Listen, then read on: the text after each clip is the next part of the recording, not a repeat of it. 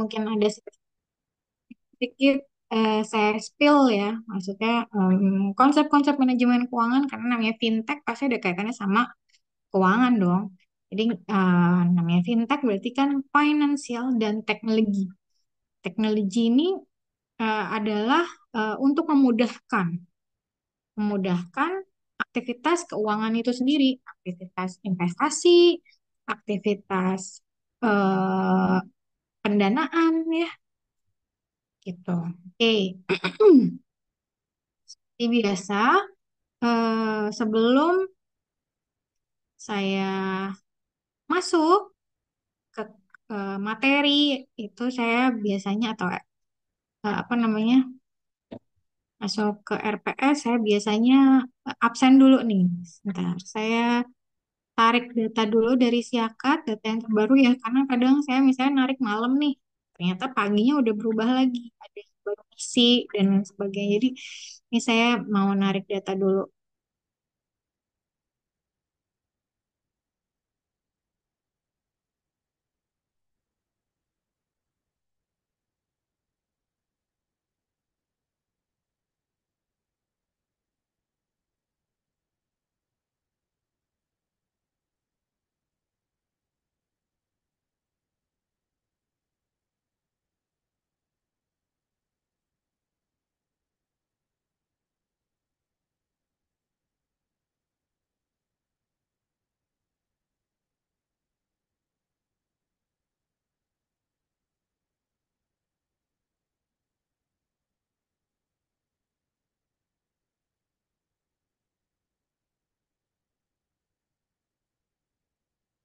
Ada yang sempat ikut demo kemarin? Nggak apa-apa, saya terbuka kok. Maksudnya saya bukan orang yang anti ya terhadap menyuarakan aksi-aksi seperti itu ya, walaupun saya ASN dan harus netral, tapi saya percaya bahwa memang kita harus kalau memang kita harus menyuarakan hal yang benar, kenapa enggak gitu. Jadi em, ada yang demo kemarin mungkin mau nanya dulu sambil saya buka ini nih nama absennya. Ada yang demo nggak kemarin? Emang tidak mempengaruhi nilai kok.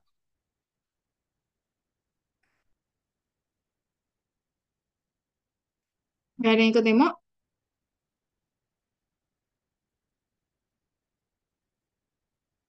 Gen Z nggak ada yang ikut demo? Kalian Gen Z kan? Nggak ada yang ikut demo? Oke. Ya, mudah-mudahan bukan berarti kalian tidak peduli ya dengan apa yang terjadi di negara kita. Bukan berarti kalian apatis. Mungkin kalian peduli tapi dalam bentuk lain, misalnya dengan menggunakan medsos kalian dengan bijak ya. Tidak tidak ikut apa namanya menyebarkan kebencian, tidak ikut menyebarkan fitnah. Karena apa yang terjadi kemarin, saya perusakan, penjarahan saya nggak bisa komen ya, karena mungkin memang kita udah pada kesal ya sama wakil rakyat itu. Tapi perusakan fasilitas umum, pembakaran transportasi umum itu sangat merugikan kita. Karena saya juga pengguna transportasi umum ya. Jadi saya sangat merasa dirugikan dengan perusakan transum itu sehingga banyak halte-halte yang mungkin akhirnya harus diperbaiki kembali dan membutuhkan biaya yang besar di mana itu akan menyerap anggaran yang anggaran itu dibayar dari pajak kita juga. Jadi sebenarnya kita malah menghambur-hamburkan uang pajak yang kita bayar ya untuk eh, memperbaiki fasilitas-fasilitas umum yang dirusak kemarin. Jadi kita juga yang dirugikan. Semoga kalian tidak ada yang terhasut ya dan tidak ada yang menyebarkan fitnah, hoax, ujaran kebencian di media sosial kalian. Saya yakin kalian pintar-pintar semua, manfaatkan media sosial kalian dengan baik karena media sosial kalian itu menjadi jejak digital. Saya pernah ngobrol ya sama salah satu HR. Ternyata HR itu mereka melihat jejak digital kamu. Mereka bisa mentelusuri apa yang pernah kamu tulis, apa yang pernah kamu.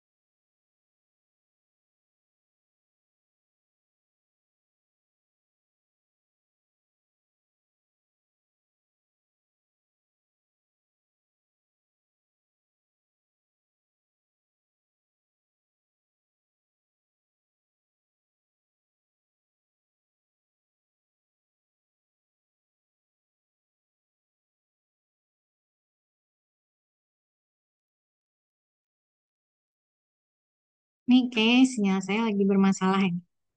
Eh, Mungkin tadi tadi sampai mana? Ya, kalian bijak menggunakan medsos karena itu nanti akan jadi review HR. Dia hati-hati pakai medsos, mereka akan menelusuri apa jejak digital kamu. Jangan sampai nanti kamu susah cari kerja karena itu. Tapi kalian bisa menggunakan media sosial kalian dengan bijak, menyuarakan aspirasi rakyat dengan bijak juga, menggunakan kata-kata yang sopan. Kalian berpendidikan, bisa menggunakan kata-kata yang lebih apa namanya menunjukkan keilmuan kalian. Ya, kalian harus beda sama masyarakat-masyarakat, sama rakyat-rakyat yang mudah terprovokasi karena kalian adalah mahasiswa. Kalian adalah mahasiswa UNJ yang memang punya pikiran dan punya hak untuk menyuarakan apa namanya aspirasi kalian, tapi dengan jalan yang baik, gitu ya. Tidak dengan memprovokasi dan tidak mudah terprovokasi karena itu menunjukkan tingkat kesadaran kalian ya sebagai manusia, sebagai insan yang terdidik juga. Oke, saya udah dapat nama-namanya nih. Eh, kita absen dulu ya.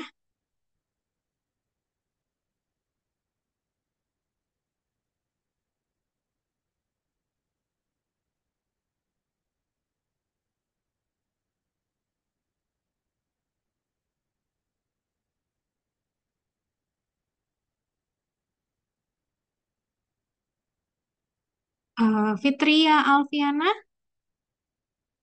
Hadir Ibu. Ruwaida, Hadir Ibu. Jenny Surya Karnisha, Hadir Bu.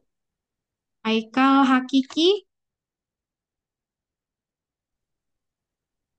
Aikal, nggak ada. Aimar Rafli, Hadir Ibu. Bella Nataya Cantika, Hadir Bu. Aisyah Novira, Hadir Bu. Johara, Hadir Bu. Rachel Askia Zahra, Hadir Bu. Ola Giare, Cadiola, Hadir Ibu. Andi Muhammad Syauqi, Hadir, Bu. Ranti Pratiwi, Hadir Ibu. Anang Permadi, Hadir Ibu. Hilsya Faikotul Inayah, Hadir Bu. Raihan Kamilun Amin, Hadir Bu.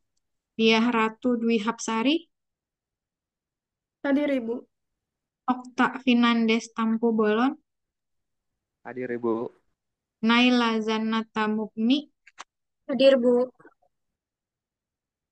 Rian Novansyah, Hadir Buryan. Akhirul Ramadhanu, Hadir Ibu. Kamila Syafa Mutmainnah, Kamila, belum, Pati Musat Albana. Hadir Bu. Ini kayak nama aktivis ya, Hasan Albana. Ammar Siddiq Yulianto, Hadir. Yadin Alifia Yusuf, Hadir Bu. Irgiawan Akbar, Hadir Ibu. Maheswara Zahran Abdurrahman, Maheswara, Hadir. Muhammad Akela Zedidiah, Hadir Ibu. Tasya Dwi Oktora, Hadir Ibu. Reisa Almaira Hadir Anandita, Ibu. Bintang Muhammad Harsya, Bintang, gak Hadir ada. Bu. Oke, Hadir eh, Bu. Hadir. ya, Faza Hibatul Haqi, Hadir Bu. Gaza, Muhammad Gaza, Hadir Ibu. Melani Indriani, Melani, nggak ada. Hadir Bu. Regi- Oke, Regina Humaning Tias Purba, Hadir Bu. Yahya Abdurrahman Adib, Hadir, Bu. Yasmin Lamia Safira, Hadir Ibu. Bianca Ayu Anindira, Hadir Bu. Najwa Ramadhani, Hadir Bu. Muhammad Faisal, Hadir Ibu. Atia Tiara Trisnawan, Hadir Bu. Khan Dia Urrahman Eldin, Khan, nggak ada. Khan Dia Urrahman Eldin, nggak ada. Adip Pradipta, Hadir, Bu. Khairunisa Ramadhani Azahra, Hadir Bu. Hasna Azahidah, Hadir Bu. Hansa Putih Zarifah Muza, Hadir Bu. Muhammad Farhan Kesa. Hadir Bu. Oke, berarti yang nggak hadir di sini Haikal Hakiki, nggak ada Haikal.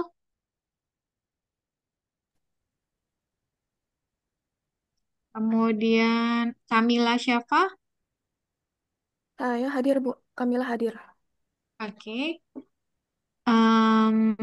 Khan nggak ada. Khan Dia Rahman Eldin, nggak ada. Oh, Haikal Mik ya.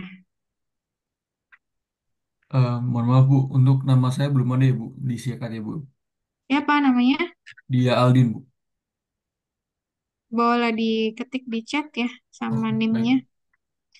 Udah ngisi di KRS? Kemarin sudah Bu, cuman karena harus ada yang di reset jadi dihapus semua dan sekarang belum bisa dibuka lagi Bu. Oke. Ya, diketik di kolom chat ya. Ada lagi yang belum di absen?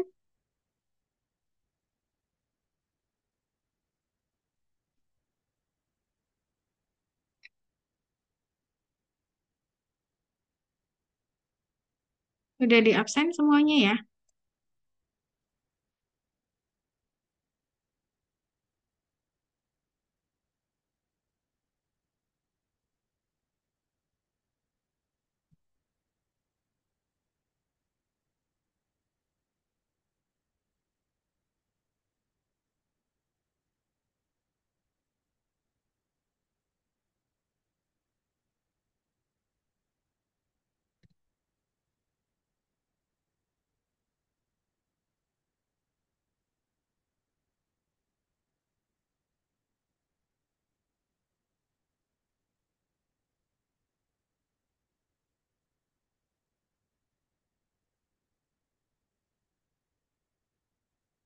Oke.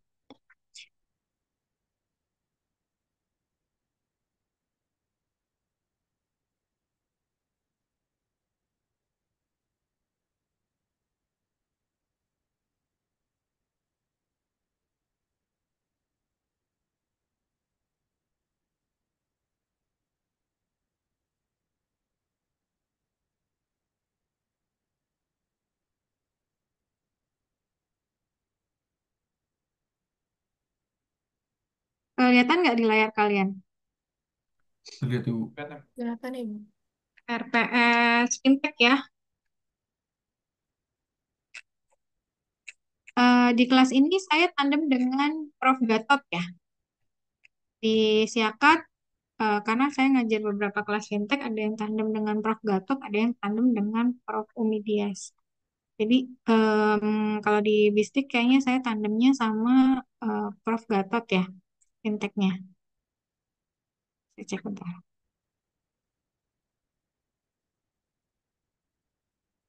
Senin jam 10. Ini ya, Prof. Gatot.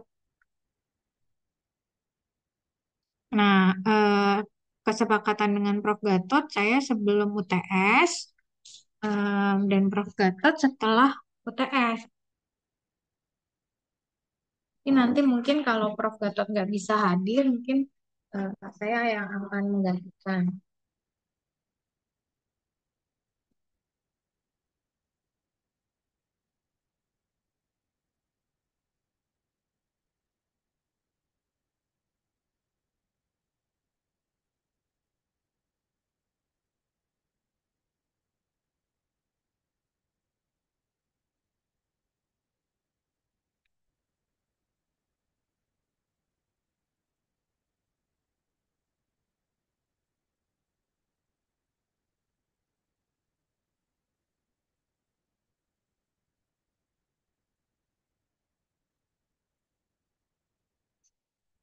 Oke, em, di kelas saya aturannya seperti biasa. Mungkin saya harus jelaskan dulu ya bahwa eh, absensi maksimal itu 3 kali. Jadi lebih dari 3 kali kalian absen, kalian udah nggak bisa ikut ujian sama saya. Oke, jadi mohon diingat baik-baik. Kalau kamu mau absen, eh, termasuk sakit, itu maksimum 3 kali. Lebih dari itu tidak akan saya izinkan untuk mengikuti UTS atau UAS. Dan itu banyak kasusnya di mahasiswa-mahasiswa saya yang absennya banyak, akhirnya saya kasih E. Gitu. Jadi saya akan melihat usaha kalian untuk mengikuti perkuliahan ini ya, karena saya juga nggak asal gitu memberikan nilai. Jadi saya akan memberikan nilai berdasarkan kontribusi kalian gitu. Kontribusi tugas, kemudian absensi, kemudian ujian ya. Nah, ujian nanti kita akan bahas ya. Ada ujian teori dan ini ujiannya oral. ya. Oral artinya kamu akan one on one sama saya, face to face.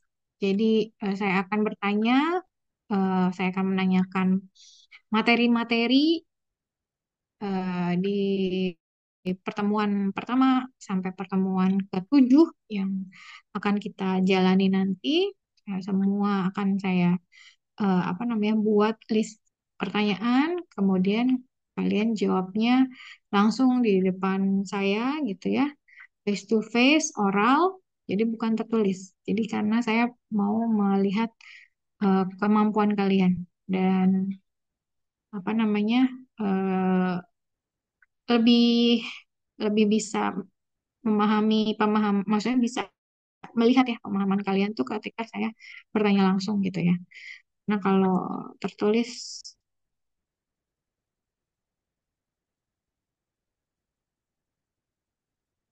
masih ada peluang nyontek, masih ada peluang nanya sama temen.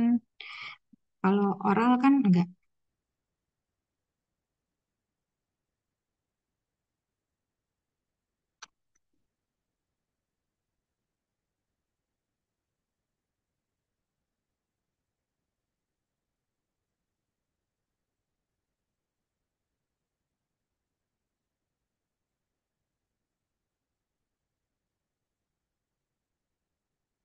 Dia Aldin sudah saya masukin. Semuanya sudah di absen berarti ya. Total ada 47. 47 mahasiswa ya.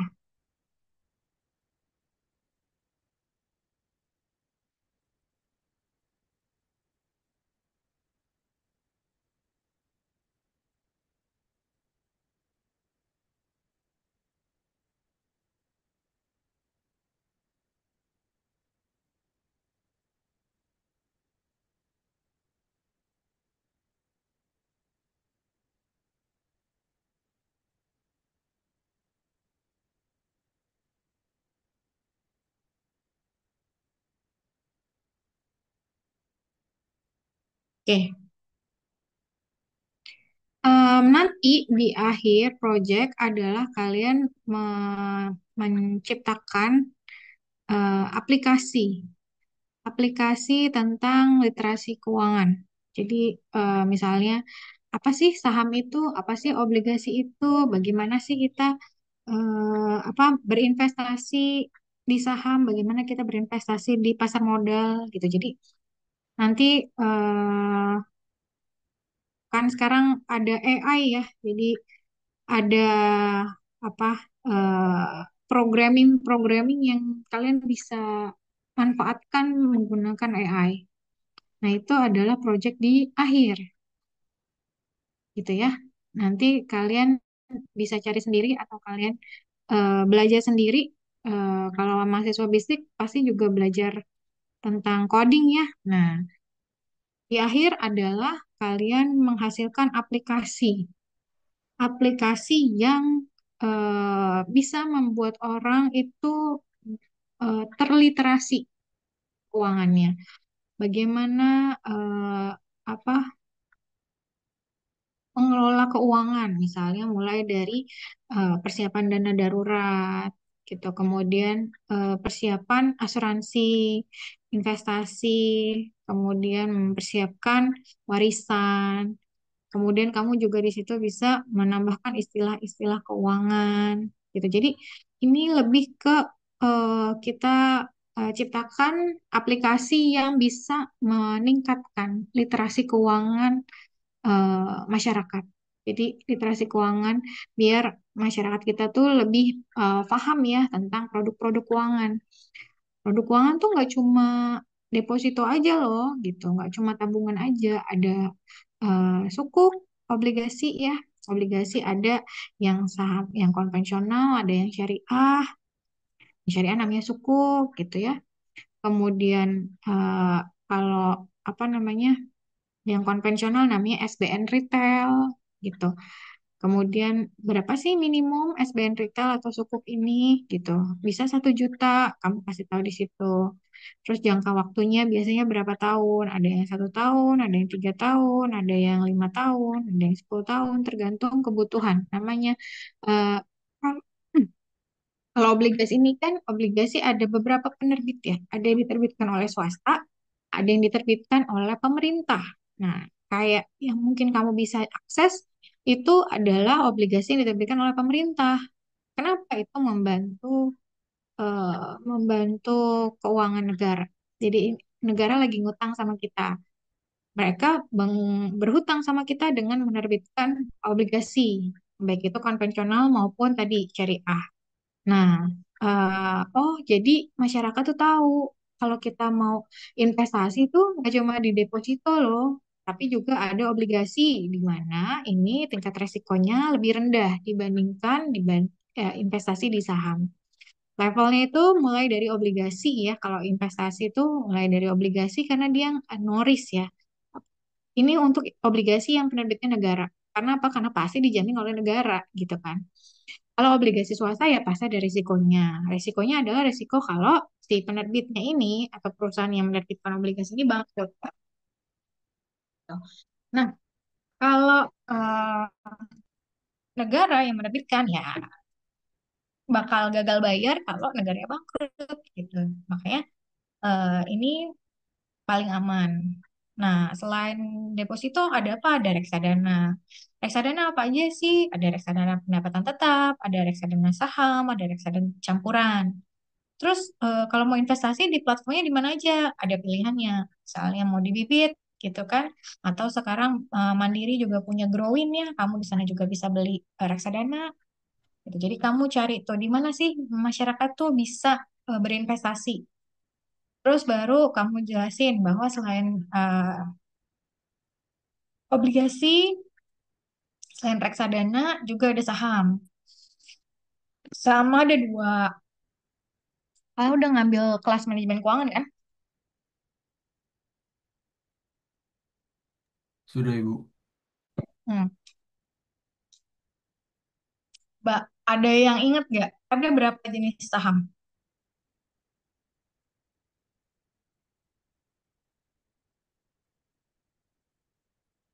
Gimana Bu? Sorry tadi putus-putus Bu. Ada berapa jenis saham yang kamu tahu?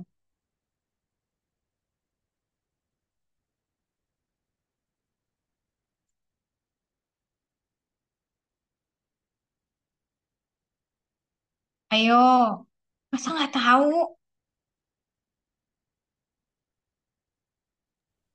Ada berapa Ada jenis dua, Bu. saham?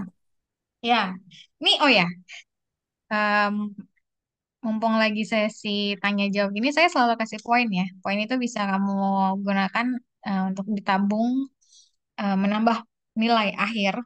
Jadi ini nanti akan nambah nilai UTS sama saya. Satu pertanyaan, satu poin. Oke, tadi siapa yang mau jawab? Ada berapa jenis saham?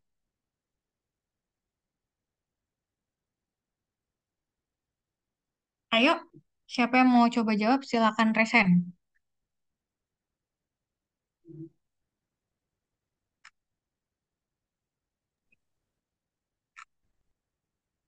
Nggak ada yang mau dapat poin?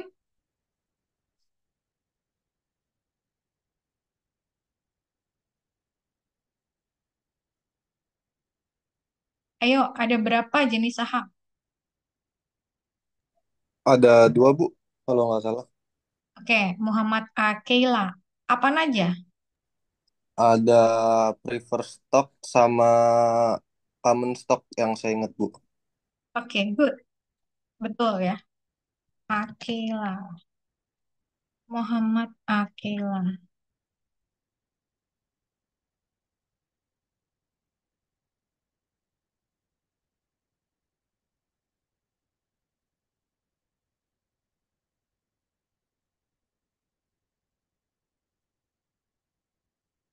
Apa bedanya?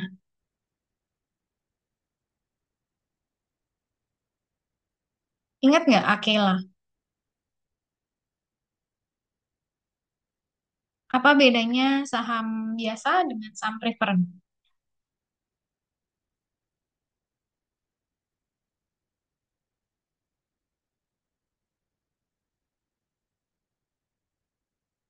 Oh iya, saya lupa ngasih tahu ya. Jadi nilai akhir nanti adalah nilai yang final. Tidak ada perbaikan, tidak ada tugas tambahan. Jadi saya tidak pernah memberikan tugas tambahan atau perbaikan kalau nilai kamu E atau D atau C minus itu tidak pernah. Jadi kalau kamu dapat nilai D itu artinya memang kamu ya effort kamu cuma dapat D gitu. Effort yang kamu keluarkan ya cuma senilai D gitu. Jadi tidak akan pernah ada perbaikan atau tugas tambahan. Saya akan mengabaikan WA-WA mahasiswa yang meminta perbaikan, meminta tugas tambahan setelah nilai keluar disiapkan.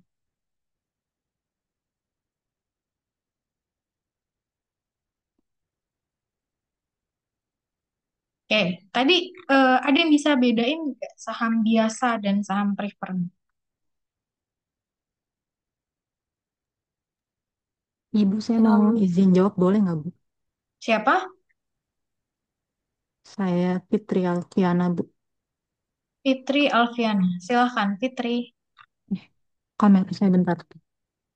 Kalau setahu saya, kalau misalkan common stock itu, kalau misalkan perusahaannya likuidasi, dia pemegang saham ini berhak untuk klaim atas aset perusahaannya, Bu. Terus juga dia ini biasanya kalau di common stock ini, dia juga punya suara untuk RUS atau rapat umum pemegang saham. Terus kalau misalkan di saham preferen atau preferred stock itu, kalau perusahaannya likuidasi, pemegang saham ini kurang memiliki klaim untuk atas aset perusahaan. Terus juga biasanya kalau misalkan di preferred stock itu dia nggak ada suara untuk di RUPS-nya, Bu. Kurang lebih seperti itu, Bu. Kalau dividen gimana? Kalau dividen itu berarti si pemegang sahamnya memiliki hak klaim yang lebih tinggi sih, Bu. Iya, siap pemegang saham preferen dividennya gimana? Oh, kalau saham preferen, dividennya itu dia lebih diprioritasin, Bu, dibandingkan saham yang common stock. Hmm, kurang tepat ya. Ada yang mau memperbaiki? Ini Bu, kalau untuk yang prefer prefer stock itu jadi dividennya itu bersifat tetap Bu. Jadi seperti bunga di obligasi gitu. Ya, betul. Jadi kalau dividen di saham preferen itu dia nominalnya tuh tetap ya. Nominalnya tetap, makanya dia ada karakteristik yang mirip seperti obligasi. Hybrid tuh. Ada campuran-campuran dari karakteristik obligasi di mana kalau obligasi itu kamu kan akan menerima bunga yang nilainya tetap ya setiap tahun. Pendapatan dari yang pemegang obligasi adalah bunga. Namanya kamu ngutangin. Kamu ngutangin ke orang ya yang kamu terima adalah bunga. Gitu sebenarnya kalau kamu beli obligasi ya kayak kamu ngutangin orang terus kamu dapat bunga ya. Ya, dapatnya kayak mirip-mirip rentenir sih ya. Cuma ya kan ini ke negara ya. Dan nominalnya juga nggak tinggi. Walaupun tetap ada kalau dalam konsep Islam ya riba-riba juga sih. Cuma tadi kalau kita ngomongin keuangan karena saya dosen keuangan ya. Jadi saya melihat ini dari perspektif keuangan. Pendapatan dari penerima obligasi adalah bunga. Kalau obligasinya syariah bagi hasil ngomongnya. Tapi tetap aja intinya itu adalah ketika kamu meminjamkan ya, meminjamkan oleh negara dikelola gitu ya untuk pembangunan infrastruktur, untuk mengelola apa namanya usaha usaha negara. Nah, kan dapat eh, profit no, profitnya dibagi kepada pemegang obligasi. Ya, tapi kurang lebih tapi kan kita jatuhnya ketika kita membeli obligasi adalah kita meminjamkan uang gitu kepada si penerbit obligasi itu. Yang kita dapat adalah bunga dari pinjaman yang kita berikan. Oke. Nah, kalau pemegang saham yang didapat adalah dividen. Oke. Nah, yang didapat oleh pemegang saham preferen, dividennya itu nilainya tetap sama seperti karakteristiknya sama seperti bunga yang diterima oleh pemegang obligasi. Sementara saham biasa, dia itu klaimnya paling akhir malah. Klaim paling akhir atas profit setelah pajak gitu. Atas profit setelah pajak, dia klaim paling akhir, dia bisa klaim itu paling akhir. eh Setelah pembayaran apa namanya bunga pada pemegang obligasi, setelah pembayaran dividen kepada pemegang saham preferred. Nah, dividen saham dividen yang diterima oleh pemegang saham preferred ini nominalnya tetap.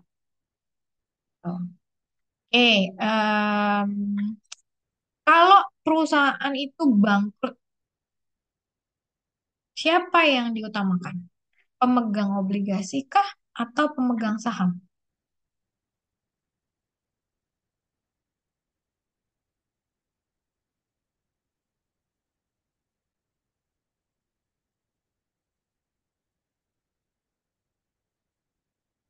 Ayo, Eh, ada izin menjawab, Bu. Ruwaida. Ya, pemegang obligasi, Bu. Kenapa? Karena bersifatnya utang kan. Kalau saham kan tergantung ada dividen atau tidak. Kalau sahamnya bangkrut berarti kan nggak ada dividennya, Bu. Tuh. Jadi yang diutamakan adalah pemegang obligasi. Karena obligasi itu utang. Utang itu adalah kewajiban. Jadi ketika perusahaan bangkrut, itu yang diutamakan adalah pertama kewajiban kepada pemegang, kewajiban kepada kreditur ya. Kreditur ya utang kan, yang memberi kredit kan. Kita sebagai debitur kan, kita punya utang ya, ya kita wajib lah melunasi kewajiban tadi. Kemudian kewajiban kepada pajak gitu. Jadi pajak-pajak apa namanya yang harus dibayar oleh perusahaan, baru kalau misalnya masih ada yang tersisa baru dibagikan kepada pemegang saham. Itu pun yang terakhir bisa menerima adalah pemegang saham biasa. Gitu. Jadi dia tuh paling akhir. Ada yang masih ingat nggak laporan laba rugi ya Pak? Paling atas tuh.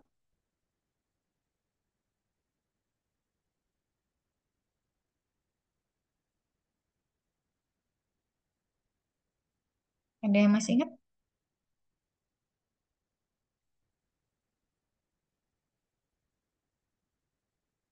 Yang paling atas apa? Sales. Terus apa?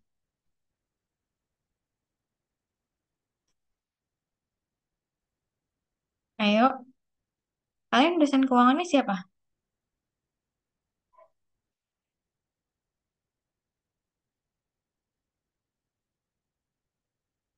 Pak Fauzan, Bu. Oke. Setelah sales, apa nih? Laporan laba rugi. Beban, Ibu. Hah? Beban. Oke. COGS ya. Terus apa lagi?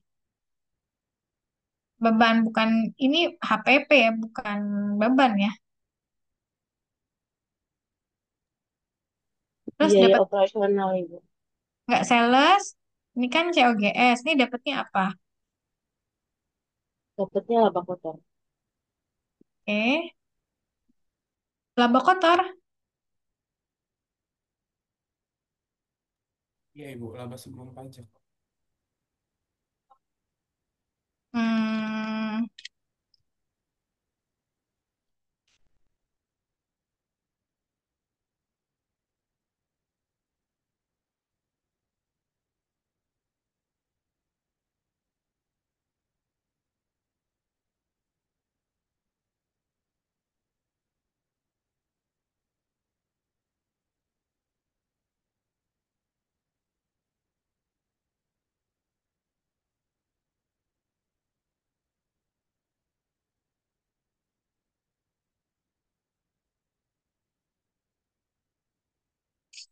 ini dapatnya habis sales dikurangi COGS, dapatnya apa? Laba kotor. Laba kotor yakin?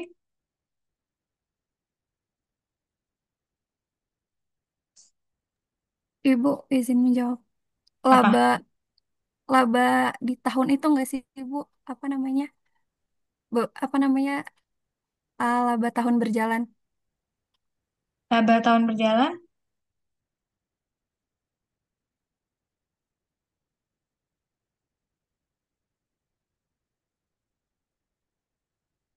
ada yang masih ingat?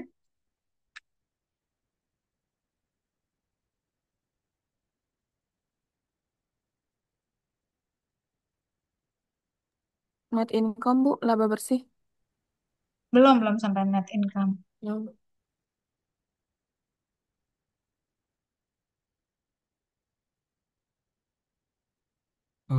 Operating dan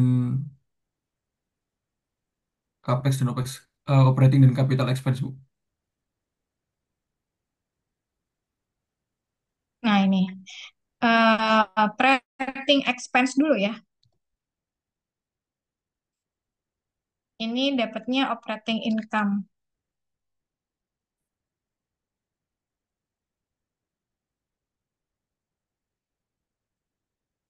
Habis operating income ada expense ya.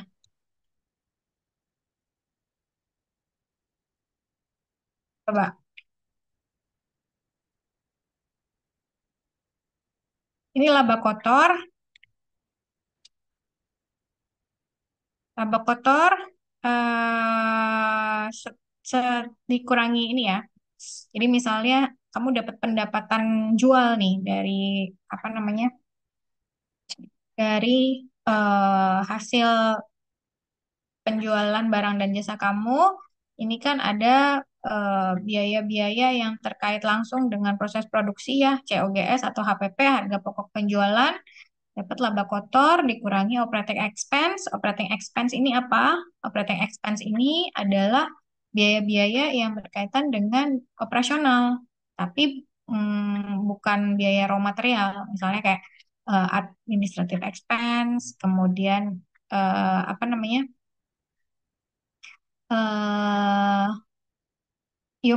eh marketing expense, research expense gitu. Jadi ini operating expense. Kemudian dapatnya apa? EBIT. EBIT ini earning before interest and tax. Earning before interest and tax. Habis itu dikurang apa? Jadi ini pajak penghasilan, Bu. Belum dong. Namanya Interest, bunga. interest expense. Berarti dikurangi interest expense dulu ya. Earning before interest and tax. Berarti dikurangi interest dulu kan? Interest expense. Interest expense ini adalah pembayaran bunga. Kalau misalnya perusahaan berhutang kan dia bayar apa? Bunga. Terus kamu dapat EBT kan. EBT ini apa? Earning before tax. Karena dia udah dihilangin nih I-nya. Interest expense-nya udah dihilangin gitu. Terus EBT dikurangi apa? Tax. Jadi EAT.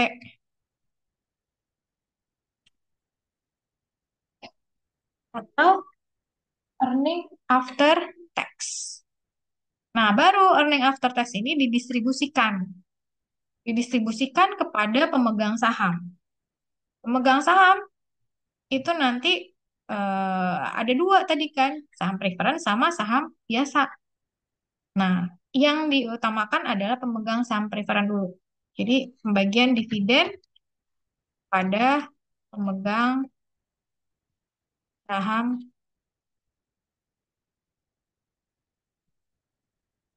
preference.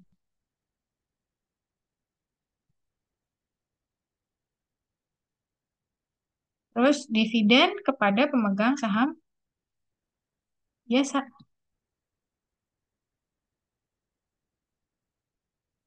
Sampai di sini bisa dipahami nggak? Ada yang ingin em, bertanya?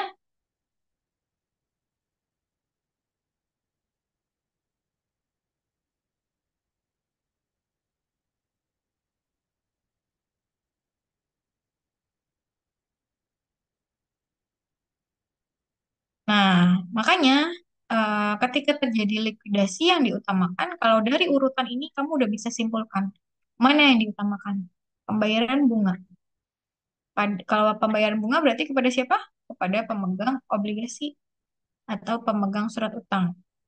Kemudian pembayaran pajak, kemudian baru pembayaran dividen. Oke, bisa dipahami sampai di sini?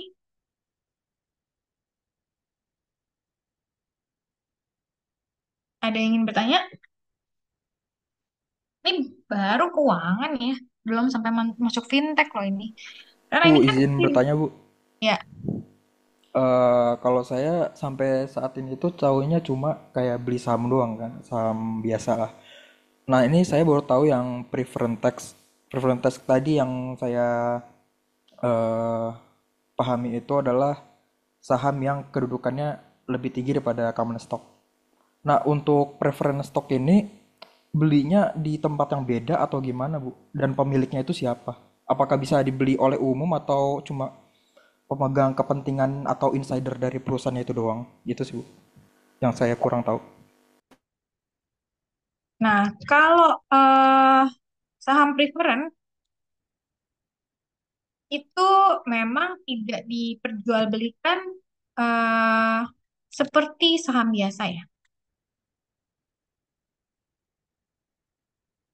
Karena kalau saham biasa itu kan diperjualbelikan di bursa ya. Setelah melalui mekanisme apa? Ada yang tahu mekanismenya sebelum dia diperjualbelikan di bursa? IPO, listing. IPO itu apa? Peluncuran ke umum. Singkatan dari apa, Amar? Initial public offering, Bu. Good. Pinter-pinter ya. Eh, Amar sama dia. Ya, jadi memang ketika perusahaan mau go public, langkah pertamanya adalah dia melakukan IPO atau Initial Public Offering, penawaran perdana kepada publik, makanya Initial Public Offering. Nah, kalau Initial Public Offering ini belum masuk bursa dia, jadi masih ya yang jual adalah si perusahaan sahamnya, lembar sahamnya yang jual itu perusahaan. Nah, ketika udah masuk di bursa, yang menjual saham adalah sesama investor, gitu, melalui mekanisme pasar di bursa ya. Jadi investor kan, wah nih harga sahamnya kayaknya potensi growth-nya rendah nih, jual sahamnya. Tapi ternyata investor yang lain melihat bahwa perusahaan ini mau melakukan ekspansi nih. Kan ada kalau di saham itu investor itu mendapatkan return itu dari informasi yang tidak sempurna di pasar. Gitu loh. Jadi abnormal return. Jadi mendapatkan abnormal return itu dari informasi yang tidak sempurna yang diterima oleh pasar. Bagaimana pasar atau investor merespon terhadap suatu event, terhadap suatu peristiwa itu kan berbeda. Investor saham pemula dengan investor saham yang kakap ya, udah suhu itu melihat potensi pertumbuhan saham itu pasti akan berbeda gitu. Perbedaan informasi yang diterima oleh investor ini yang menyebabkan harga pasar itu bisa berubah-berubah. Ada yang jual, ada yang beli, walaupun ada juga ya apa namanya eh, istilahnya itu pemain besar ya, yang memang dia sengaja memainkan harga saham karena dia punya modal. Tapi di mana-mana sama juga kayak di pasar tradisional, pasar yang bukan pasar bursa. Sebenarnya kan ini pasar itu pertemuan antara penjual dan pembeli, berarti ada penjual, ada pembeli, ada produknya. Gitu kan? Kalau di bursa produknya adalah saham. Kalau di pasar itu kan produknya ya barang-barang yang ada di pasar gitu. Nah, barang-barang kalau kamu belajar pengantar ilmu ekonomi, harga itu terbentuk dari mekanisme pasar kan. Kalau banyak yang minta, harganya gimana? Naik. Kalau banyak supply, oversupply, harganya gimana? Turun. Sama juga kayak saham. Kalau misalnya banyak orang yang jual saham, bagaimana sahamnya? Turun. Kalau banyak yang beli saham, bagaimana harga sahamnya? Naik. Ya kayak gitu. Jadi itu dari mekanisme pasar. Kalau udah masuk ke bursa ya. Tapi di awal tadi, kalau dia masih IPO, kamu transaksinya itu sama si perusahaan. Gitu. Nah, em,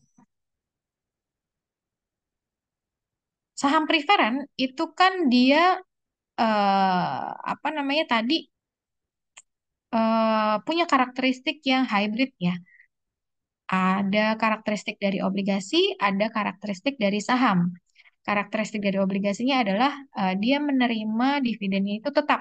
Itu pembagian dividen yang diterima oleh pemegang saham preferen itu tetap seperti bunga obligasi atau seperti kupon obligasi. Kemudian kalau misalnya bangkrut, eh, kalau perusahaan bangkrut atau dilikuidasi, pemegang saham preferen ini didahulukan. Ini ya, tadi kamu lihat ya.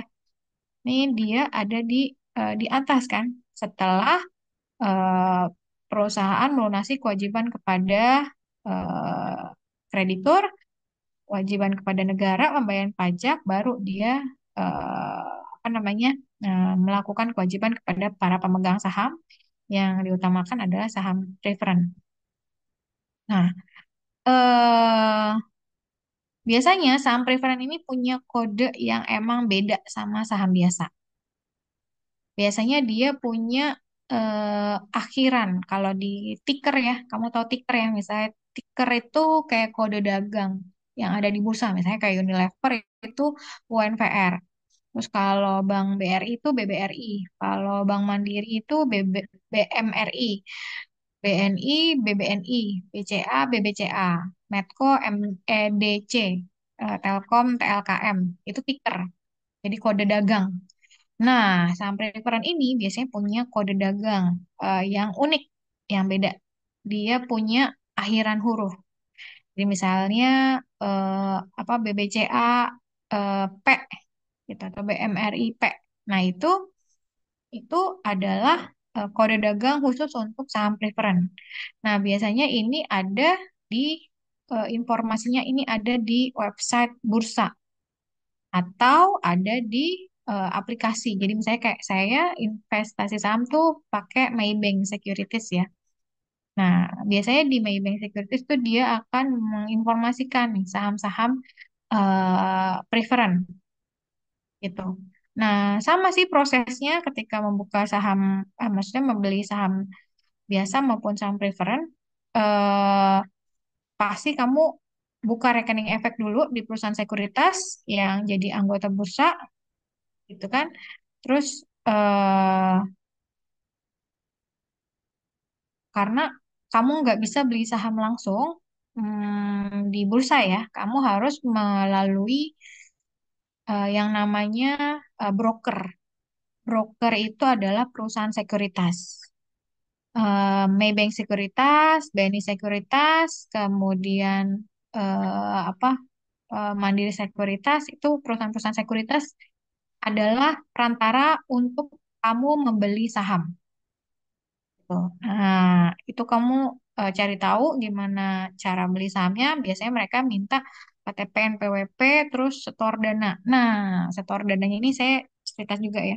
Setor dana ini kamu akan pasti diarahkan ke bank yang berbeda, bukan bank yang perusahaan sekuritas ini gitu. Jadi penyimpanan dana dan eh, apa namanya aktivitas trading itu beda. Jadi kalau di Maybank itu kita setor dananya ke BCA.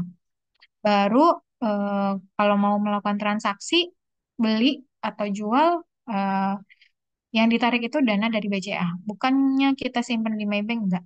Jadi kalau bank kustodian namanya ya, itu untuk setor dana. Tuh. Nah, untuk eh, apa namanya pembelian saham preferen itu bisa melalui aplikasi sekuritas. Nah, cari aja kode saham preferennya. Sebentar ya, saya coba ambil ya.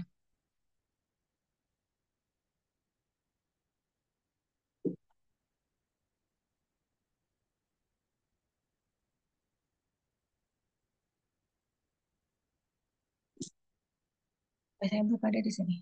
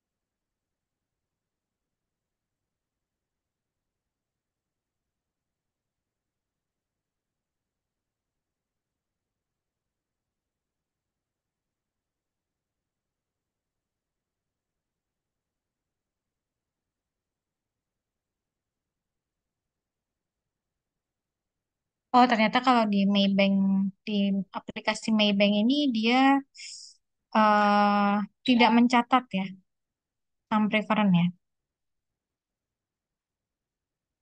Jadi Maybank khusus untuk transaksi saham-saham biasa.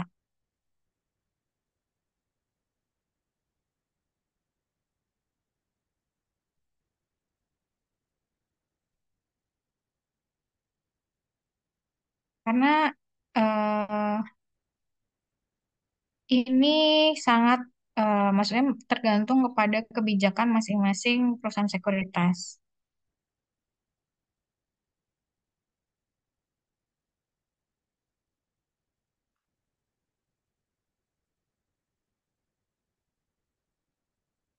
Nah, kebetulan kan saya di bank dia nggak fokus ke preferen, dia fokusnya ke saham biasa.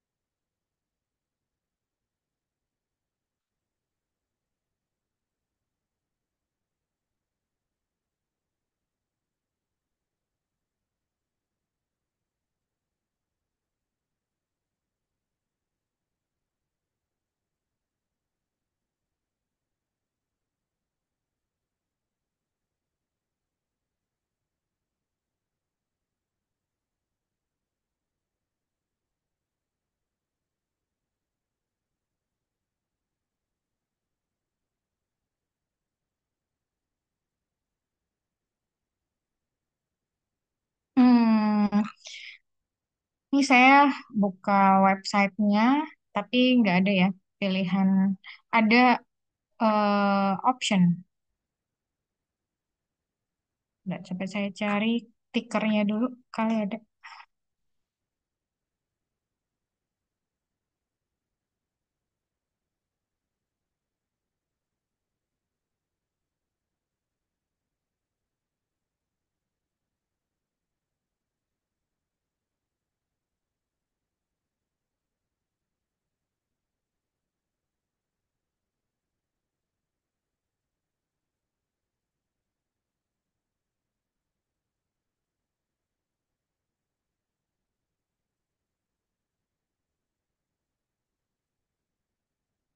Nggak ada.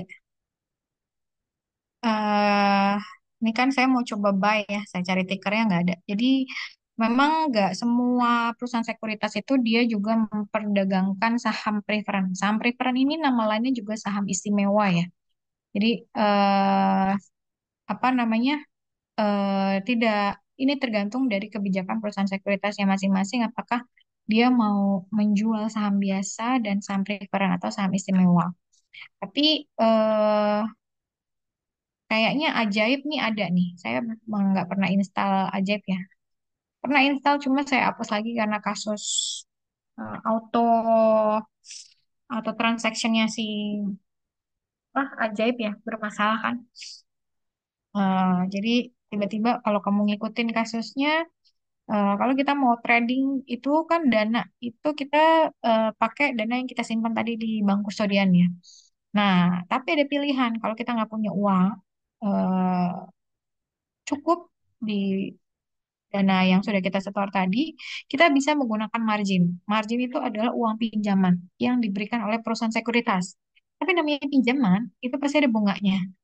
Nah, kasusnya ajaib ini adalah eh, nasabah atau customer pengguna aplikasi ajaib ini ketika melakukan transaksi dia diotomasi menggunakan margin.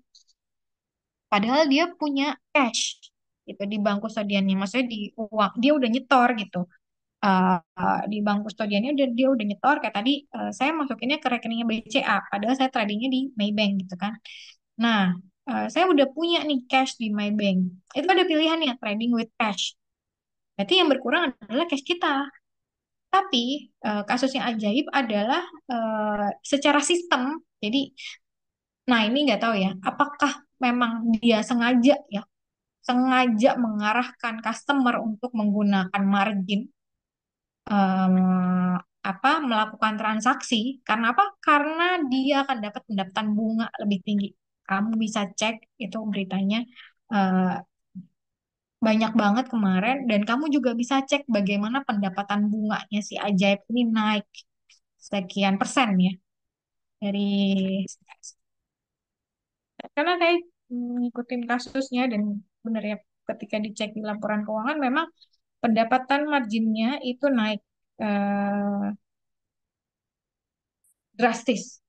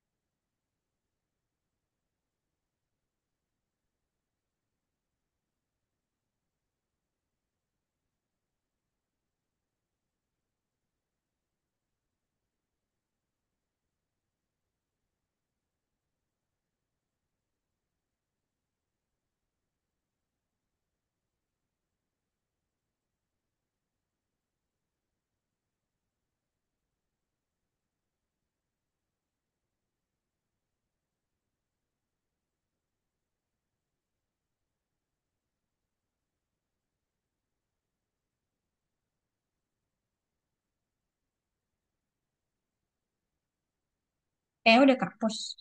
Tapi kamu bisa cek di laporan keuangannya aja itu dia mengalami kenaikan pendapatan bunga. Jadi ke antara kebodohan yang dimanfaatkan atau memang maksudnya kesengajaan ya dia menciptakan sistem seperti itu biar masyarakat atau nasabah itu menggunakan margin karena ketidaktahuan atau kebodohannya, atau memang miss eh, manajemen ya, maksudnya aplikasinya eh, error gitu, human error lah ya. Jadi eh, ada kesalahan sistem atau memang kesengajaan. Tapi saya pikir ini lebih kesengajaan. Kenapa? Karena margin itu bisa menjadikan pendapatan tambahan nih untuk si Ajaib ini dari pendapatan bunga. Karena kamu kan minjem ke Ajaib, terus kamu pasti bayar bunga. Nah, makanya pendapatan bunganya naik, kamu bisa cek. Itu kalau dia bilang, saya nggak tahu, ini ada kesalahan sistem, saya nggak percaya. Karena kamu bisa cek pendapatan bunganya si Ajaib itu naik signifikan ya. Nah, di Ajaib ini ternyata dia juga jual saham preferred atau saham istimewa. Nah, kamu bisa coba cari di situ, uh, install aplikasinya aja. Tapi nggak, terserah kalau mau coba-coba transaksi, nilai minimum aja dulu. Dan jangan pakai margin ya. Kalau pakai margin berarti kamu ngutang nih sama si Ajaib, sama si perusahaan sekuritasnya. Em, di situ kamu bisa cek, kamu bisa cari saham istimewa. Nah, saham istimewa yang ada di Bursa Efek Indonesia itu yang diperdagangkan antara lain Mamit. Mamit itu si Mas Murni, bergerak di bidang pariwisata, restoran, dan perhotelan. Gitu, Amar. Bisa dipahami nggak, Amar? Jadi tidak semua apa namanya? Tidak semua perusahaan sekuritas ini menawarkan ya penjualan saham preferred. Di Maybank nggak ada. Baik Ibu, dapat dipahami. Saya juga nyoba di Ajaib sama Stockbit, gak ada juga Bu. Kalau untuk preference. Paling warannya doang.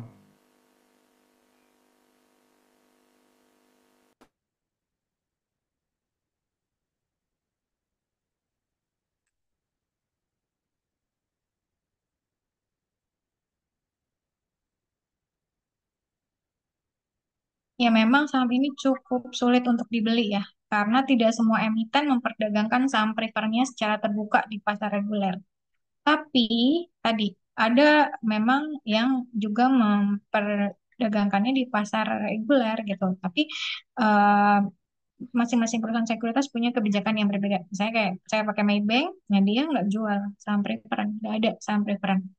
Nah dia fokus ke saham biasa.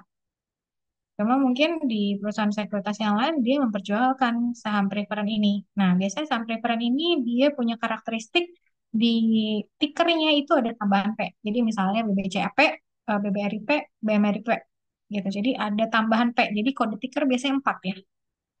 Nah, kalau preferen dia kode tikernya itu jadi 5 gitu. Jadi eh, kalau ada tambahan P di akhir itu udah pasti saham preferen. Dan biasanya memang jarang jarang diperdagangkan, susah untuk dibeli karena tadi emiten nggak semuanya memperdagangkan saham prefernya secara terbuka di pasar sekuler, di pasar sekunder.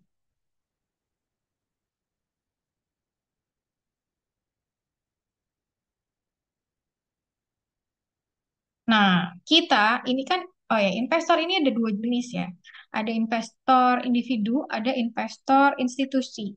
Kita ini investor individu. Nah, investor institusi siapa? Ya, perusahaan-perusahaan pengelola dana yang besar. Contohnya apa? Taspen. Terus siapa lagi? BPJS, perusahaan dana haji. Itu kan mereka mengendapkan dana-dana dari masyarakat Indonesia ya. Mereka menyimpan dana-dana dari iuran yang kita setor. Itu kan nggak mungkin ditaruh di tabungan doang kan. Uang-uang itu tidak mungkin diendapkan begitu saja. Uang-uang itu pasti dikelola, diinvestasikan.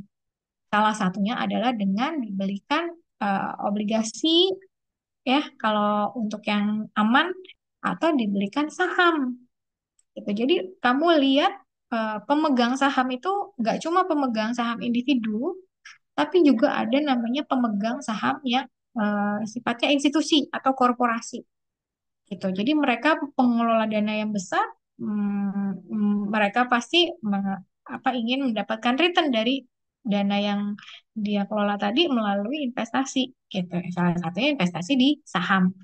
Nah, untuk mendapatkan pendapatan yang lebih stabil dibandingkan saham biasa, investor institusi itu biasanya membeli saham preferen. Jadi biasanya yang bisa membeli saham preferen ini adalah kalau mau akses yang mudah adalah investor institusi yang membutuhkan modal yang besar. Gitu, Amar. Bisa dipahami? Bisa ya, Bu. Terima kasih, Bu. Oke. Ini karena ini fintech ya, jadi saya pasti akan berkaitan erat dengan mata kuliah manajemen keuangan gitu. Jadi mungkin saya akan refresh materi-materi yang udah pernah kamu dapat dari dosen keuangan sebelumnya. Mungkin saya akan bertanya apakah kamu pernah belajar itu harusnya sudah.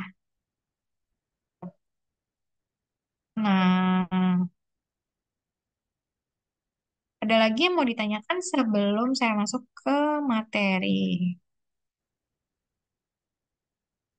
Nah, ini nanti untuk RPS saya akan berikan kepada kalian ya RPS. Kita akan bagi kan satu kita 3 SKS ya. 3 SKS itu biasanya 2 jam kan. Jam 8 sampai jam 10. Kita bagi dua. 1 jam kamu presentasi, 1 jam kita diskusi. Diskusi ini termasuk di dalamnya saya yang menjelaskan. Jadi tidak hanya kalian sudah besar, sudah mandiri, eh, belajar tidak lagi teacher centered ya. Kita sama-sama diskusi karena kalian sudah dewasa gitu. Kalian sudah bisa juga mencari sumber yang lain, bisa jadi nanti ilmu yang kalian punya bisa juga menambah pemahaman saya. Jadi kita diskusi di kelas itu diskusi gitu. 1 jam presentasi, 1 jam kita diskusi, ada materi juga dari saya. Nah, materi nanti untuk presentasi ini saya akan berikan apa silabusnya ya. Kamu akan presentasi apa di minggu kedua sampai minggu ke 7 gitu. Nah, nanti eh, setelah itu kalian akan lanjut dengan Prof. Gatot. Ini silabusnya akan saya berikan, tapi kurang lebih ini materi yang akan kita pelajari.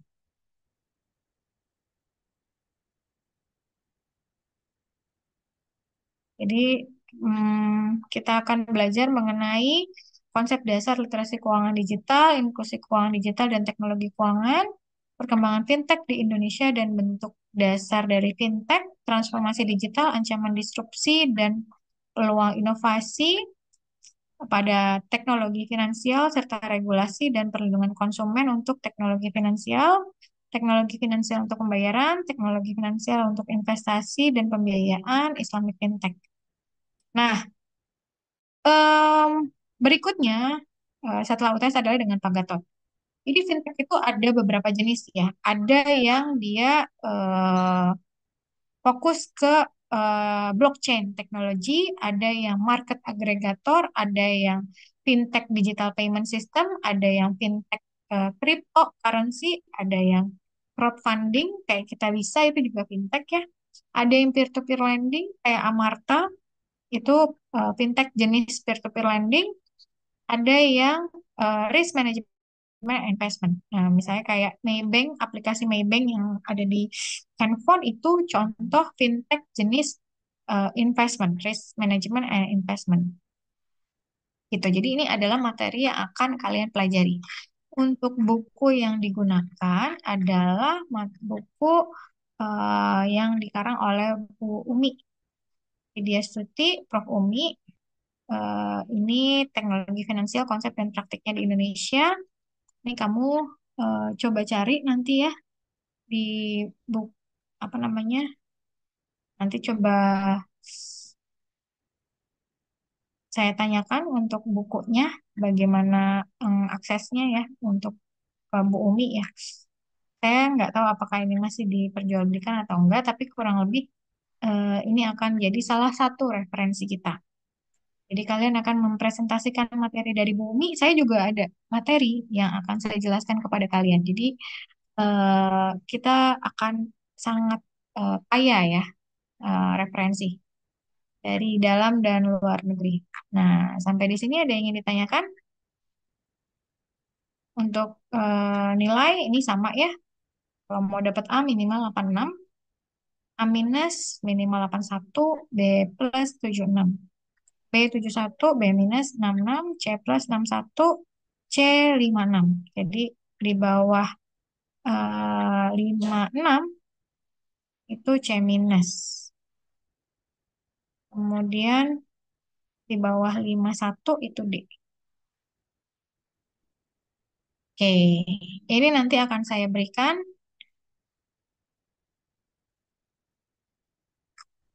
di akhir ya. Nah, kita masih ada sekitar 42 menit ya. 42 menit saya akan menjelaskan nih mengenai eh, financial technology. Introduction to financial technology. Apa sih fintech itu? Fintech adalah eh, inovasi keuangan yang dimudahkan dengan teknologi gitu. Jadi inovasi keuangan dalam bentuk teknologi itu fintech. Jadi yang dulunya apa kita mau eh, beli saham ya, mau beli saham itu harus ke perusahaan sekuritas, eh, apa namanya ngisi form. Nah sekarang bisa lewat aplikasi. Kamu mau beli instrumen-instrumen investasi sekarang banyak banget aplikasi-aplikasi yang bisa kalian gunakan untuk membeli instrumen-instrumen investasi yang beragam sekarang. Nggak cuma saham aja, ternyata di situ juga bisa beli apa namanya reksadana juga, bisa beli obligasi juga, bisa beli ETF juga. Nah, ETF, ada yang tahu ETF nggak? Exchange Traded Fund. Ada yang tahu ETF? Apa itu ETF?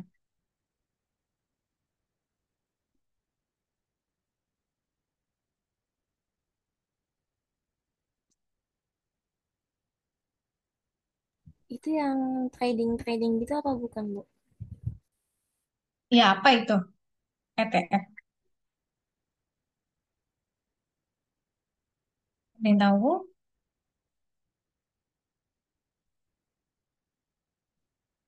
ETF, Bu. Ya, ETF.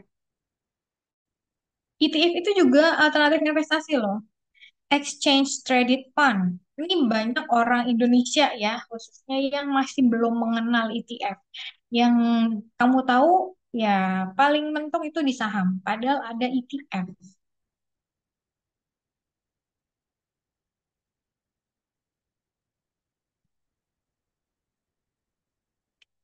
Dia itu yang ini nggak sih Bu yang di apa sih namanya yang biasanya di sarana perdagangan itu yang biasanya tuh sama Bursa Efek Indonesia itu disediakan buat kayak eh, yang biasanya suka trading-trading gitu itu kayak memperdagangkan kayak eh, saham-saham gitu-gitu. Hmm. Ada yang mau menjelaskan? Yang lain? Bu, saya boleh izin nggak? Ya, silakan Bella.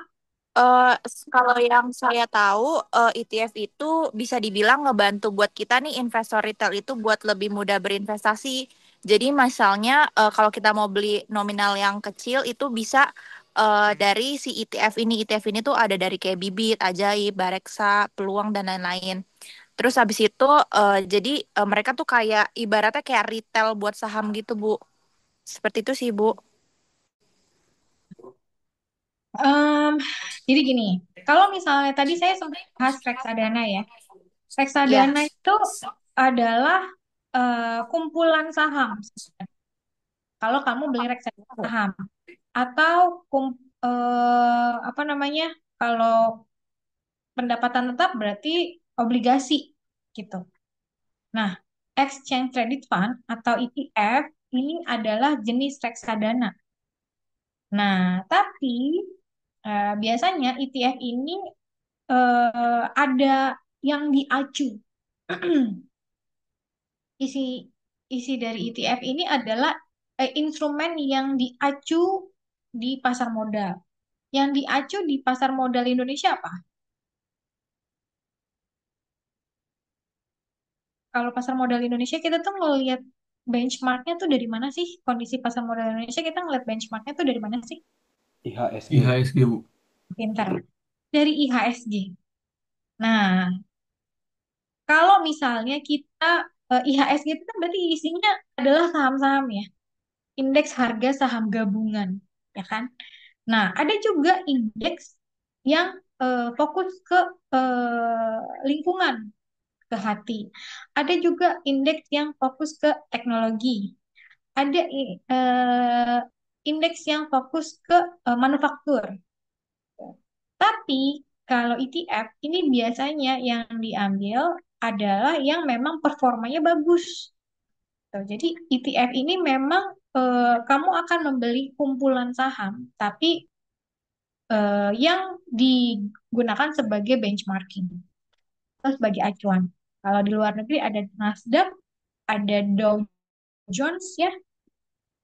Nah, itu adalah indeks-indeks saham-saham yang paling bagus tuh di Amerika. ETF-nya Nasdaq, ETF-nya Dow Jones. Tuh. Nah, itu ada kode dagangnya. Misalnya OOO, QQQ, kayak gitu. Jadi, isinya adalah indeks saham-saham yang paling bagus di sektor teknologi gitu. Saya Dow Jones. Eh, Ketika saham itu udah nggak bagus performa, dia akan keluar dari indeks itu. Gitu. Jadi sebenarnya secara otomatis kita secara instan sudah melakukan portfolio ya, melakukan diversifikasi portfolio. Karena misalnya kalau kita beli saham individu sendiri-sendiri, kita beli apa namanya Telkom, kita beli Mandiri, kita beli BCA, itu kan kita beli sendiri-sendiri ya. Eh, untuk meminimalisir resiko, kita harus melakukan diversifikasi. Diversifikasi itu apa sih? Diversifikasi itu yang membagi-bagi risiko. Membagi-bagi risiko itu konsepnya seperti don't put all your eggs in one basket. Kalau kamu naruh duit kamu, naruh telur kamu di satu keranjang, ketika keranjang itu jatuh, itu telurnya pecah semua ya. Tapi kalau kamu naruh telur itu di beberapa keranjang, ketika satu keranjang jatuh, kamu punya keranjang-keranjang yang lain.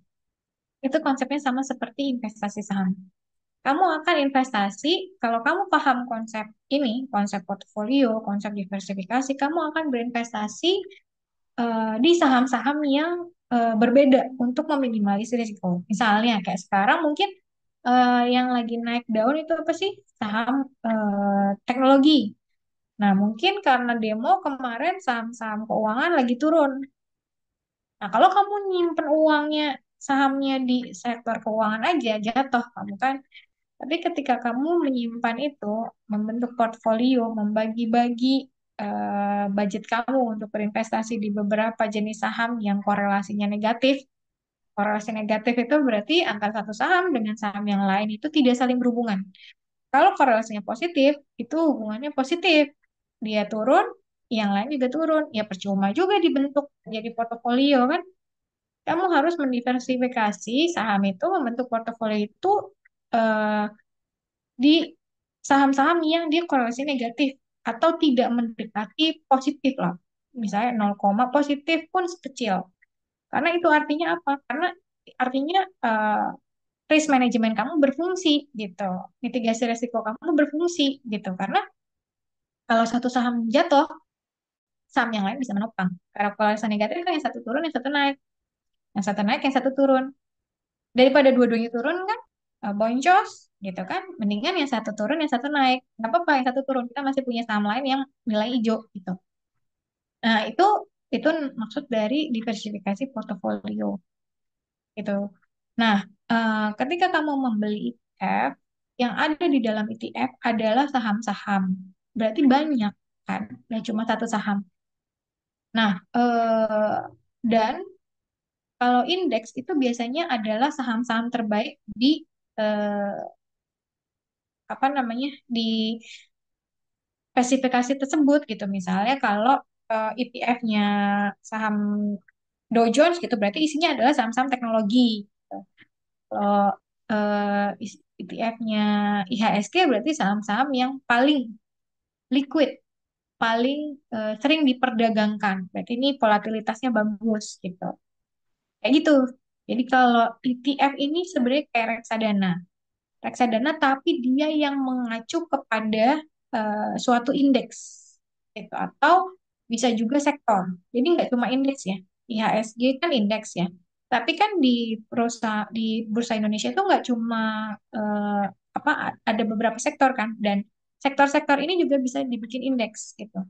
Indeks saham syariah itu berarti isinya adalah saham-saham syariah yang aktif diperdagangkan di situ di Bursa Efek Indonesia atau indeks saham yang concern terhadap lingkungan.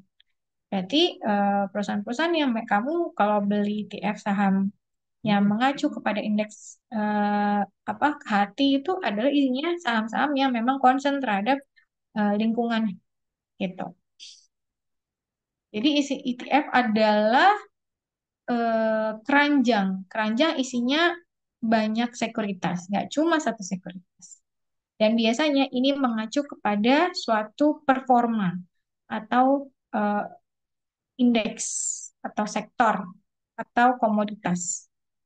Ada juga indeks yang mengacu kepada ETF yang mengacu kepada harga emas. Bisa juga. Ini nggak cuma indeks aja, tapi mengacu kepada komoditas tertentu. Tapi harganya ya, kita kalau ETF itu kita bukan beli emasnya ya, kita membeli indeksnya.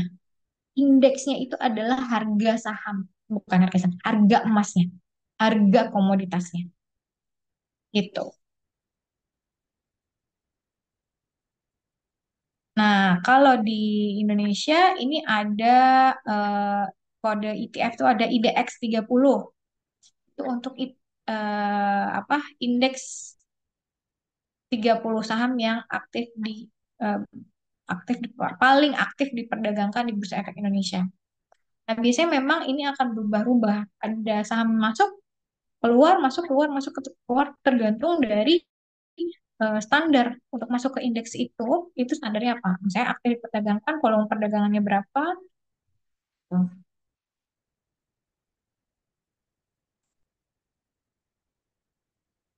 Nah, itu tadi contoh fintech ya, apa yang dia juga menawarkan ETF. Setahu saya kalau kamu cari GoTrade atau Nanovest atau Reku itu ada ETF, ETF pasar luar negeri maksudnya. Oke, saya lanjutkan lagi. Fintech is a technology-enabled financial innovation. It is giving rise to new business model, applications, process, and products. This could have a material effect on financial markets and institutions and the provision of financial service. Ini saya ambil dari uh, Yoshikawa, General Secretary of the International Association of Insurance Supervisors, member of Co-Organization of the Financial Stability Board. Jadi fintech ini adalah inovasi keuangan yang enabled oleh teknologi, dipermudah, didukung oleh teknologi. Nah, fintech ini giving new business models. Jadi menawarkan model-model bisnis baru ya yang tadinya tidak ada ketika model bisnis konvensional, ketika ada fintech bisa ditawarkan. Kemudian menawarkan aplikasi-aplikasi ya, aplikasi-aplikasi pendukung proses dan produk yang lebih beragam. Nah, fintech ini punya material efek. Dia berdampak ke pasar keuangan dan institusi. Jadi fintech ini akan mempengaruhi, bukan akan ya, pasti mempengaruhi eh, pasar keuangan dan eh, jasa keuangan.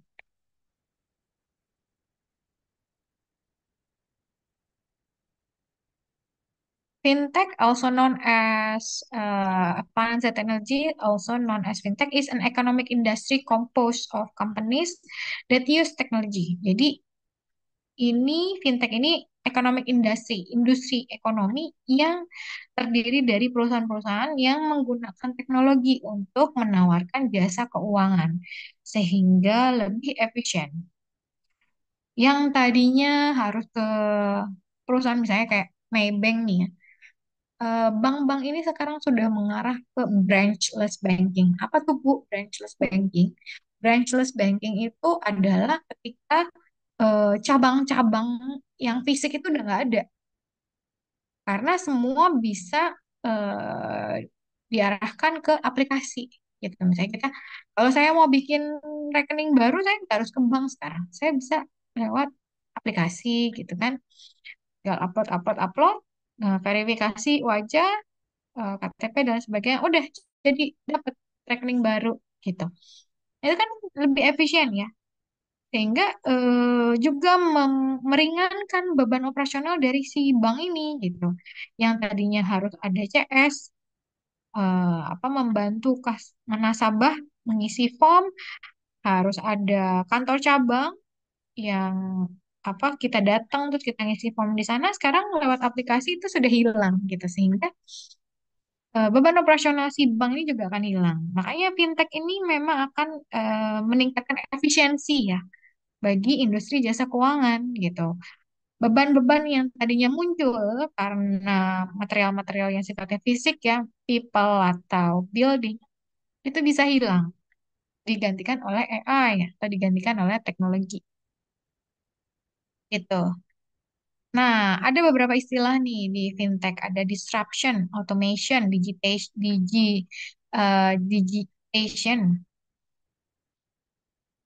simplification. Apa sih yang ditawarin fintech?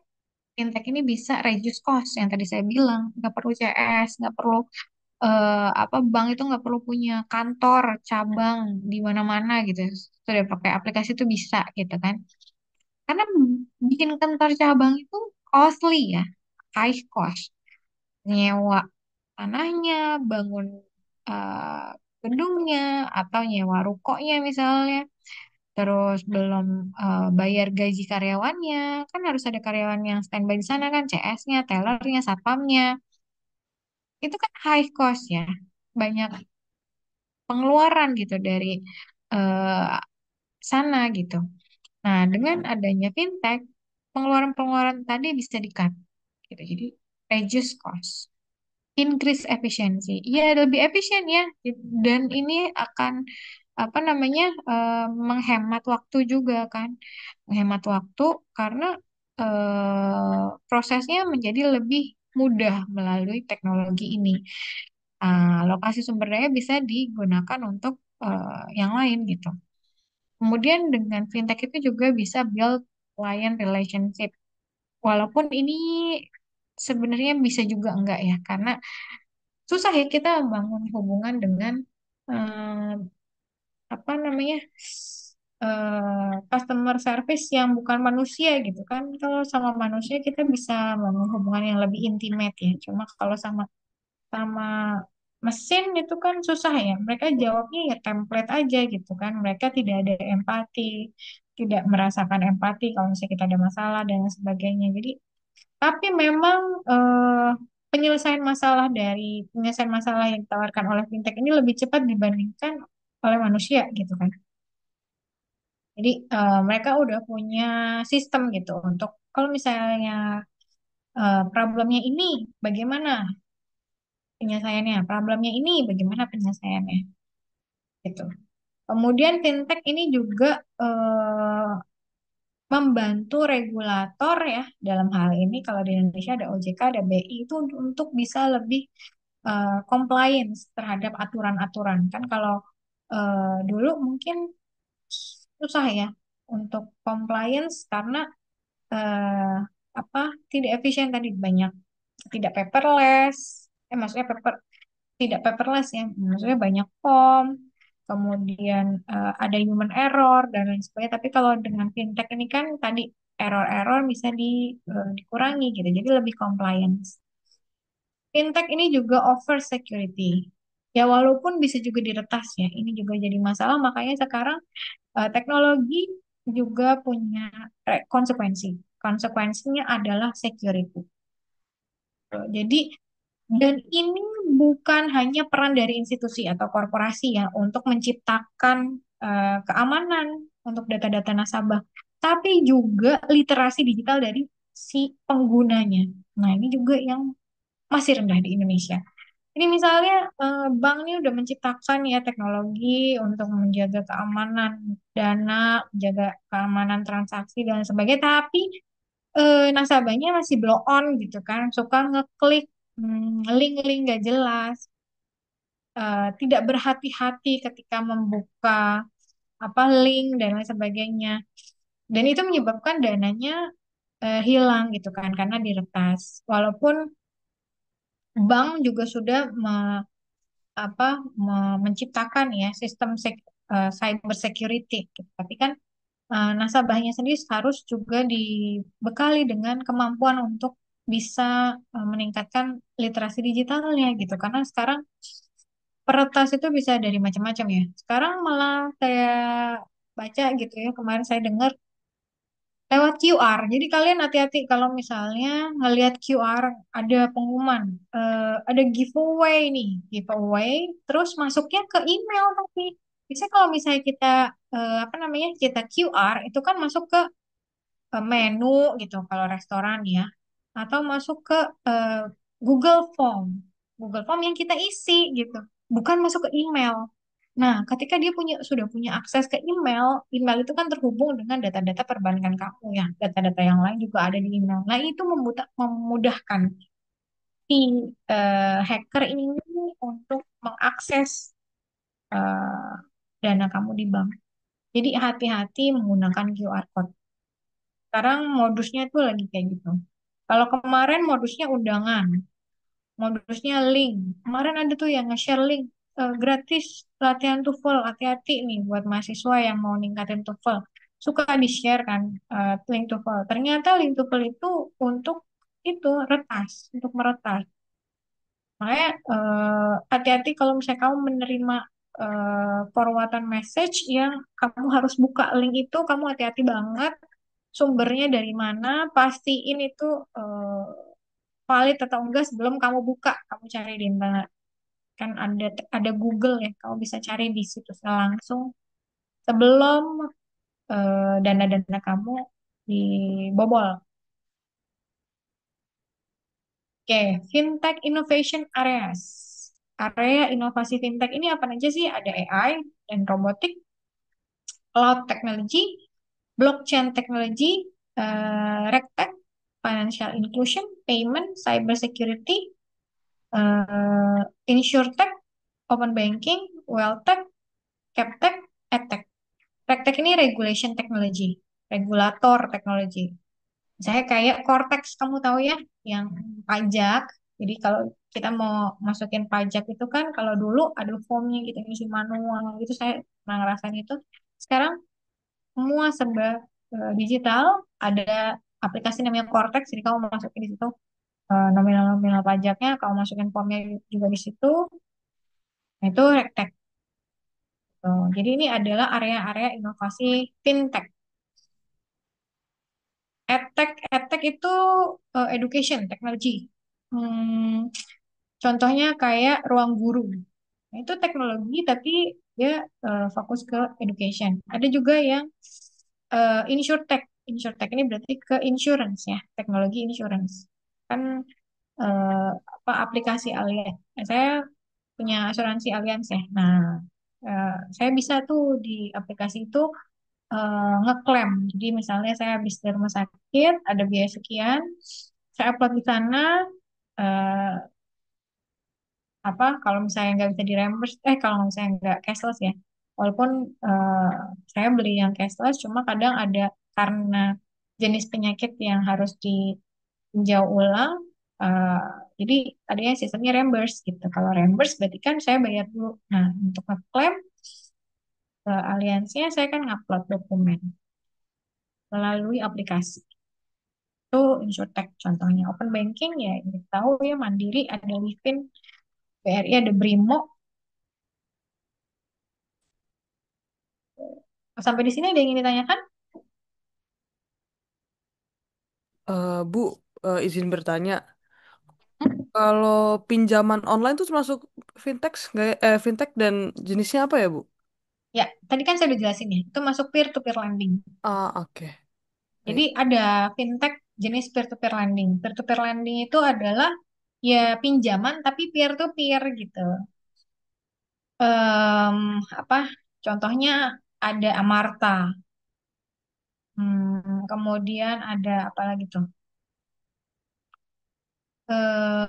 Kredivo, terus pinjam teman, gitu-gitu deh.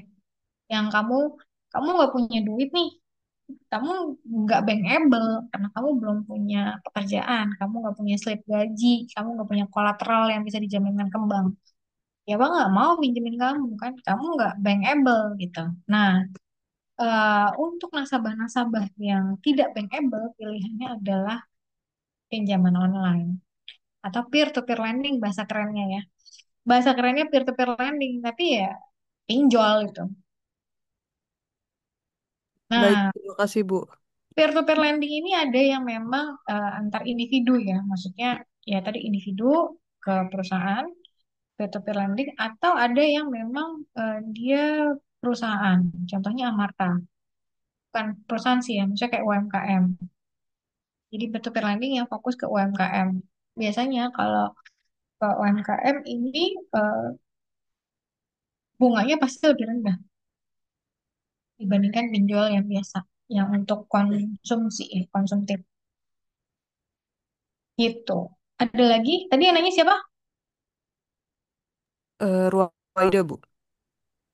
Ruwaida. Ada yang mau ditanyakan lagi? Saya Ibu. Ya, silakan. Saya kan tadi ada attach ya buat ruang guru itu tuh maksudnya kayak gimana ya Bu? Saya masih kurang kebayang gitu. Ya kan kalau kamu beli akses-akses materi-materi konten-konten di ruang guru kamu bayar kan? Oh, oh, iya, iya. Iya, ngerti. Kasih, Bu. Mm-mm. Ada lagi? Oh iya, Ibu. Iya. Yang CapTech itu kan KTB di teknologi ya, Bu. Itu maksudnya kayak gimana? Captek, Iya, capital teknologi. oke, oke. Contohnya, eh kamu butuh modal nih buat usaha. Nah, kalau manual kan kamu nanya nih ke teman-teman kamu, mau nggak patungan gitu, kita invest di sini ya. Atau kamu nanya keluargamu, saya kayak bisnis ini menarik nih, kamu punya proposal, mau bikin kontrakan. Kamu nggak punya duit sendiri. Nah, kamu mengumpulkan modal itu melalui Captek. Kamu mengajak orang lain untuk berinvestasi pada satu proyek tertentu yang apa namanya pasti akan ada return yang kamu tawarkan gitu. Jadi nanti ada satu yang ngasih project, dia ngasih tahu nih, project ini nilainya sekian, return yang akan didapatkan sekian. Nah, dia butuh modal sekian, siapa yang mau investasi gitu. Ngerti nggak? Oh, iya. Siapa tadi yang nanya? Faisal. Ada lagi yang mau nanya?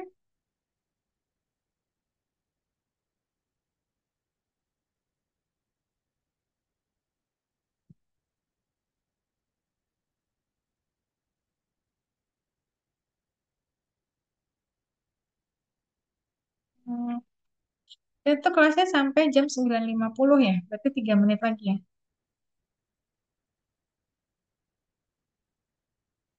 Nah, for the past 20 years, the finance sector has spent the most on tech, more than defense, more than the IT sector itself. Jadi, ternyata selama 20 tahun terakhir ya, sektor keuangan, industri jasa keuangan itu justru lebih banyak spend budgetnya itu di teknologi. Lebih banyak daripada pertahanan, lebih banyak daripada sektor IT sendiri. Misalnya kayak Goldman Sachs employs more engineers than LinkedIn, Twitter, or Facebook. Jadi ternyata si Goldman Sachs ini salah satu industri jasa keuangan yang terbesar di Amerika. Dia apa meng-hire lebih banyak engineer IT dibandingkan LinkedIn, Twitter, atau Facebook. Ini yang tadi penjelasannya, fintech application of technology to financial service in the above sense, the world's largest banks are all fintechs, but the term often reserved for startups. eh jadi fintech ini aplikasi teknologi untuk jasa keuangan. Tapi biasanya orang-orang itu merefer fintech itu ke startup, misalnya kayak Stockbit, kemudian Bibit, itu kan startup-startup ya. Itu memang fintech, tapi fintech itu nggak cuma itu. Fintech itu banyak juga yang dikembangkan oleh industri keuangan yang sudah mature. Kayak tadi Maybank, Mandiri punya Growin ya. Growin itu aplikasi untuk investasi. Jadi Mandiri Sekuritas di aplikasinya itu namanya Growin. Kamu bisa install, ada di Play Store. Kalau Regtech ini tadi application of technology to regulation, both by banks to reduce compliance costs and by regulators to enhance regulation. Ada TechFin, application to financial technique to data. The data is typically acquired by big tech company such as Apple, Google, or Baidu, or by an e-commerce company such as Amazon or Alibaba, or potentially Walmart or Kohl's. Kalau Techfin ini lebih ke financial technique to data. Biasanya ini adalah perusahaan-perusahaan yang dia mengkolek data juga gitu kan. Perusahaan-perusahaan teknologi yang mengkolek data, mengacquire data, kemudian data itu digunakan untuk apa namanya dikelola ya, misalnya Ya namanya big data, kamu udah dapat kan big data. Data-data itu dikumpulkan, kemudian dikelola untuk bisa membaca tren, mengambil keputusan. Nah, ini perkembangan fintech. Ternyata fintech ini udah dari 1866 ya. Ada fintech 1.0, fintech 2.0, fintech 3.0, fintech 3.5.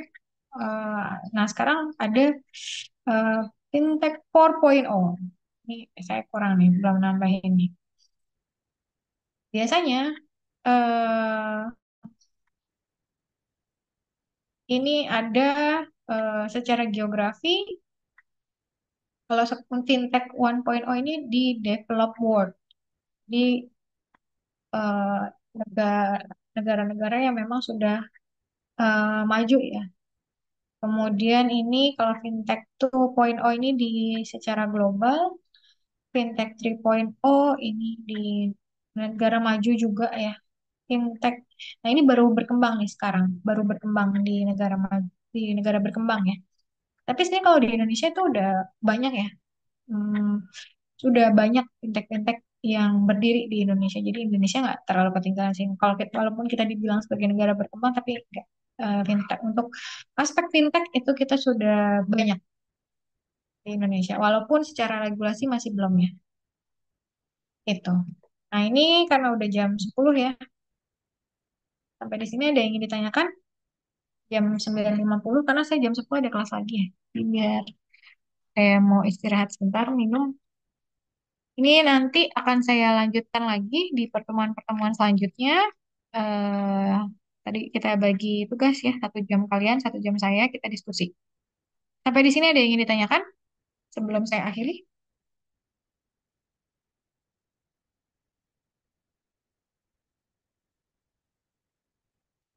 Nggak ada? Oke, kalau tidak ada yang ingin ditanyakan, sampai ketemu lagi minggu depan. Nanti tolong siapkan presentasinya. Hmm, 1 jam aja ya, jadi jangan terlalu banyak, secukupnya aja. Karena 1 jam itu sudah termasuk sesi diskusi dan sesi presentasi. Oke, terima kasih semuanya. Sampai ketemu lagi. Stay safe semuanya, jangan ada yang terprovokasi. Jaga diri kalian, jaga teman-teman kalian, jaga lingkungan. Assalamualaikum warahmatullahi wabarakatuh. Selamat siang semuanya. Waalaikumsalam warahmatullahi wabarakatuh. Waalaikumsalam. Terima kasih, Bu. Saya izin